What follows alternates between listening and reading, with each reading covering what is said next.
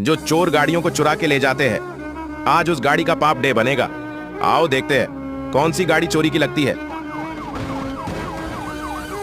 यही गाड़ी चोरी की है, लेकिन उसे देखने से पहले। बेटा, मुझे देखकर इग्नोर मत करना। इस बार जो भी एग्जाम में पास होना चाहता है मैं पास कर दूंगी, मगर मेरा भी एक काम करना होगा।